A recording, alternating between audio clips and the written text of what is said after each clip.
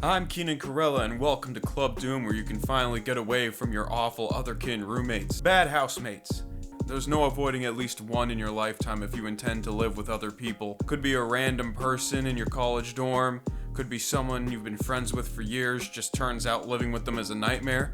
Could be someone who just likes to yell at League of Legends at 2 in the morning. But enough projecting, cause nothing will prepare you for the absolute nightmare roommate story that is the Final Fantasy house.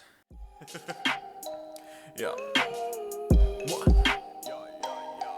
I'm on that soda pop, walking like Robocop, she on that Photoshop, but that be a no-no. This club be so hot. Now, what was the Final Fantasy house and how did it operate? Well, to put it lightly, the Final Fantasy house was a cult, where college students believed they were the reincarnations of characters from Final Fantasy VII. The funny part being that they were almost never the main cast. I think there was like one in the entire history of the group. It was like Eris or something. The leaders of the group were a married lesbian couple, Jen and Renee, or Genova and Dr. Hojo, respectively. During the early 2000s, these two would go around State College, Pennsylvania, manipulating kids who were either mentally ill or emotionally vulnerable. They would have these poor, unsuspecting bastards move in with them, assign them their own minor characters before proceeding to ravenously drain their wallets. Some real she-take me money while I'm in need like shit. The first recorded instance of the Final Fantasy house was done by a guy who ran a Zack fan website. God failed him the day he met Renee through a Hojo fan website the couple ran. By nothing but the power of pure shenanigans, they managed to convince him to move in with them. Zack here thought it would be a good opportunity. Move in with some friends, get a new job, start a new, and Jen immediately quit her babysitting job.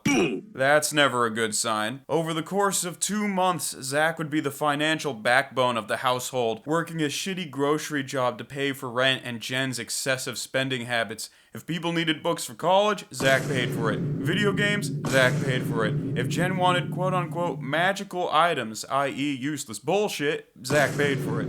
If Jen had everyone on a strict diet of expensive red meat, guess who had to pay for it despite being allergic?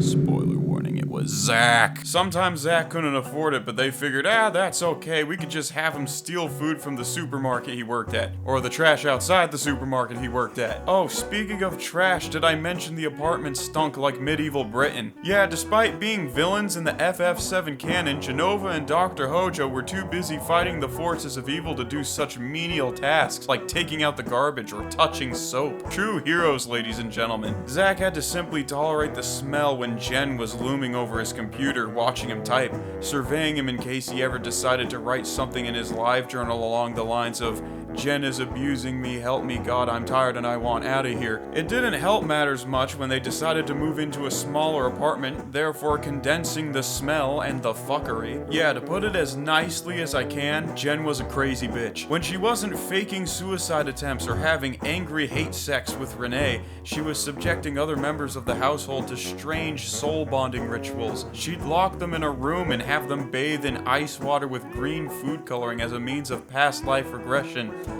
to their past lives as Final Fantasy VII characters from a video game from the 90s.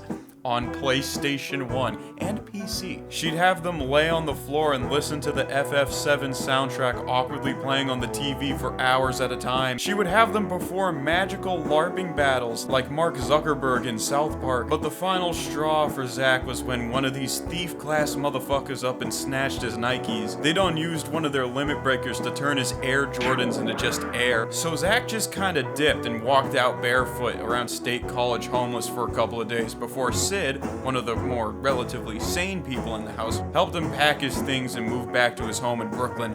Which just goes to show, you can make a man be your work mule and subject him to all kinds of weird cult-like rituals in your third world country of a household, but as soon as you touch the Yeezys, you've gone too far. Eventually, the house started to fall apart. Eris quit the group, I think Sid left the group. Eventually, Jen and Renee moved in with a girl named Maya. whom Jen had previously bonded with at a Utah boarding school. Jen, Renee, and a new violent freak who went by Angel proceeded to do what they did best, i.e. trash the place and assault Mela. In a matter of no time at all, Mela grew fed up with them and kicked them the fuck out. Jen, Renee, and Angel would have to go into hiding and delete all their social media accounts, because as it turns out, Zack had written a blog about his experience at State College that gained a lot of traction online. And that was the first part of the epic 3-act trilogy that is the Final Fantasy house. Yeah, I said trilogy. What, you think the Soulbonders gave up after the one house that they tried to do? After the one RPG they tried to soul bond with? Nah, bro, we got the Sarah Saga and Tattle Crime to go over next. But in the meantime, I'm Keenan Corella, and I have now soul bonded with the driver from Crazy Taxi, so I'm gonna go Uber around the city at 120 miles per hour like a jackass. Sweet nectar.